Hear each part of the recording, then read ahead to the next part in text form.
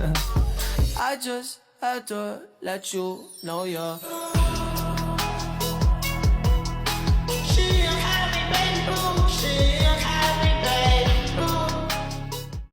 Assalamualaikum warahmatullahi wabarakatuh.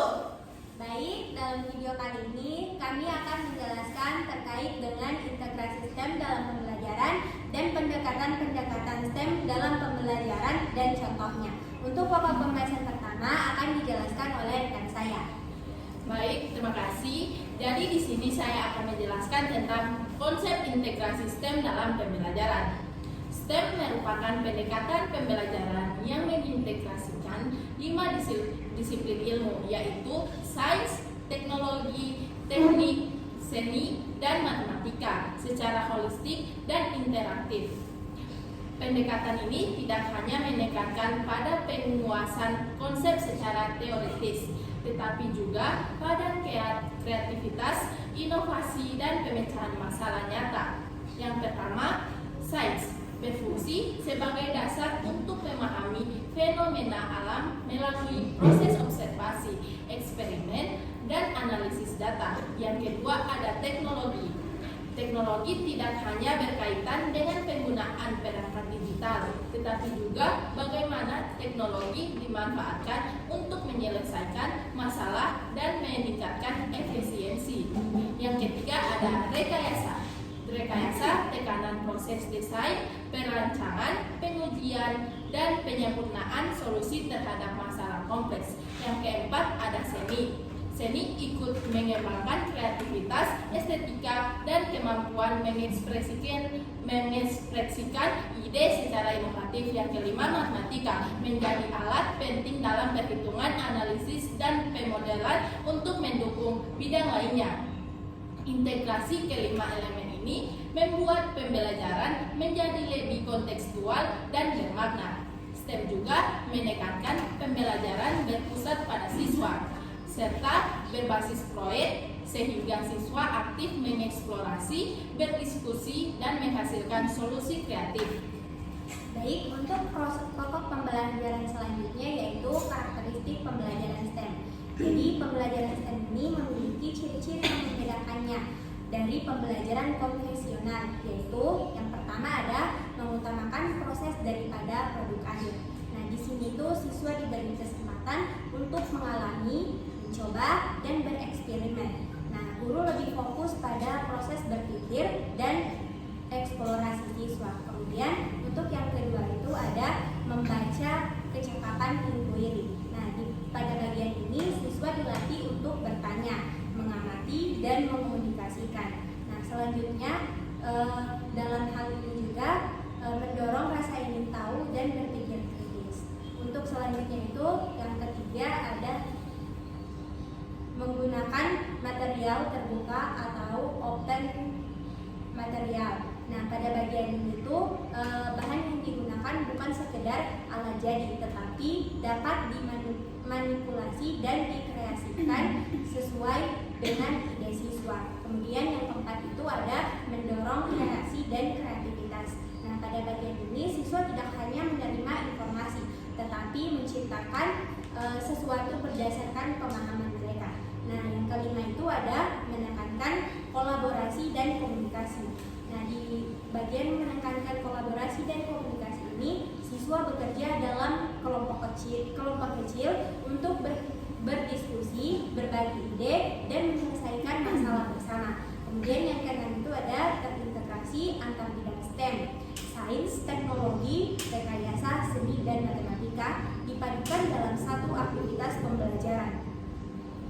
Nah, kemudian yang terakhir atau yang ketujuh yaitu berbasis proyek sederhana.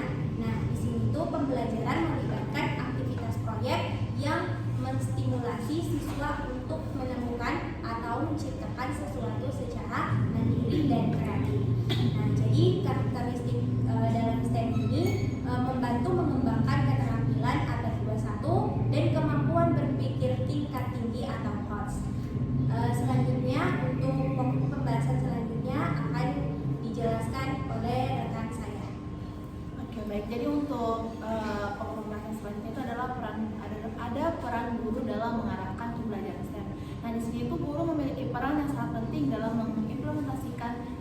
dalam pembelajaran. Pertama, sebagai fasilitator dan pengarah.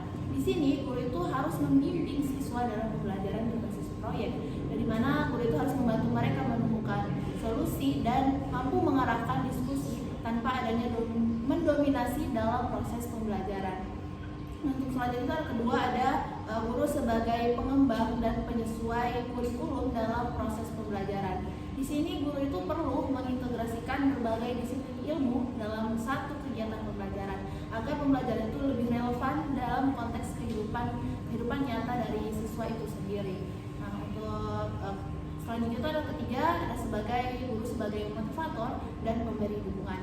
Di sini guru harus dalam proses proyek ini guru harus mampu mengajak siswa agar mampu menghadapi kesulitan. Di sini guru itu berperan sebagai pemberi dorongan agar siswa selalu tetap semangat dan percaya diri dalam melaksanakan proyek. Namun dalam ini ada tantangan seperti keterbatasan waktu, beban kerja, serta kurangnya pemahaman guru terhadap integrasi STEM ini. Nah, oleh karena itu diperlukannya pelatihan dan dukungan berkelanjutan agar implementasi STEM ini dapat berjalan secara optimal dan efisien. Nah, untuk itu selanjutnya ada pokok pembahasan yang dibahas oleh rekan saya. Baik, untuk selanjutnya yaitu pendekatan-pendekatan dalam pembelajaran STEM. Nah, pembelajaran STEM itu dapat diterapkan melalui beberapa pendekatan berikut. Yang pertama yaitu Project Based Learning atau PJBL. Nah, Project Based Learning ini adalah pendekatan berbasis proyek nyata. Prosesnya dimulai dari pertanyaan penuntun atau masalah kontekstual. Kemudian siswa bekerja secara kolaboratif untuk merancang, meneliti, mengembangkan, dan menguraikan hasil proyek. Nah, dalam PJBL, siswa mengintegrasikan berbagai bidang STEM secara langsung. Nah, mereka itu belajar melalui pengalaman, melakukan investigasi mendalam, serta menghasilkan produk nyata. Penilaian tidak hanya terfokus pada hasil akhir, tetapi juga pada proses kerjasama tim, dan kreativitas siswa. Pendekatan ini membantu siswa melihat pengetahuan secara holistik dan bermakna. Nah, yang kedua yaitu Problem Based Learning atau PBL. Problem Based Learning adalah pendekatan yang fokus pada pemecahan masalah dunia nyata. Nah, pembelajarannya itu dimulai dari suatu permasalahan kompleks yang relevan dengan kehidupan siswa. Siswa bekerja sama dalam kelompok untuk menganalisis masalah, mencari informasi, mendiskusikan kemungkinan solusi, dan mengambil keputusan berdasarkan data yang ditemukan. Dalam konteks STEM, PBL membantu siswa mengintegrasikan konsep sains, matematika, teknologi, dan seni dalam menemukan solusi yang logistik dan kreatif. Pendekatan ini kemampuan berpikir kritis, reflektif, serta kemampuan bekerja sama dalam memecahkan masalah. Kemudian yang ketiga yaitu ada pembelajaran berbasis inquiry. Nah, pembelajaran berbasis inquiry ini adalah pendekatan yang mendorong proses penyelidikan.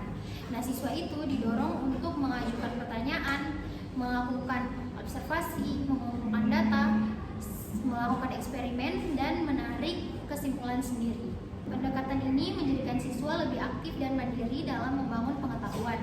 Guru berperan sebagai pembimbing yang mengarahkan proses penyelidikan, bukan sebagai satu-satunya sumber informasi. Nah, inquiry itu sangat relevan dengan STEM karena mendorong eksplorasi dan pengembangan rasa ingin tahu. Model inquiry ini dapat berupa inquiry terstruktur, terbimbing, maupun terbuka, tergantung tingkat kemandirian siswa. Kemudian yang keempat ada design thinking dalam pembelajaran STEM. Nah, design thinking adalah pendekatan pemecahan masalah yang kreatif dan sistematis, berpusat pada kebutuhan manusia. Prosesnya itu melalui 5 tahap, yaitu yang pertama memahami masalah, kemudian yang kedua merumuskan masalah, yang ketiga mencari ide solusi, membuat prototip, dan menguji solusi atau tes. Nah, dalam STEM, pendekatan ini membantu siswa berpikir inovatif dan tidak berbohong pada satu jawaban yang benar. Siswa itu belajar mencoba, memperbaiki, dan menyempurnakan solusi melalui proses uji coba. Nah, pendekatan ini melatih kreativitas, ketekunan, serta kemampuan berpikir tingkat tinggi. Kemudian yang kelima yaitu ada pembelajaran kolaboratif dalam pembelajaran STEM. Nah, pembelajaran kolaboratif ini menekankan kerjasama tim dalam menyelesaikan proyek atau masalah. Karena STEM bersifat interdisipliner atau kompleks, jadi kolaborasi itu menjadi sangat penting. Siswa itu belajar berbagi peran, berdiskusi, menghargai pendapat orang lain, serta bertanggung jawab terhadap tugas kelompok. Proses ini tidak hanya meningkatkan pemahaman konsep, tetapi juga melatih keterampilan komunikasi, kerjasama, dan berpikir kreatif.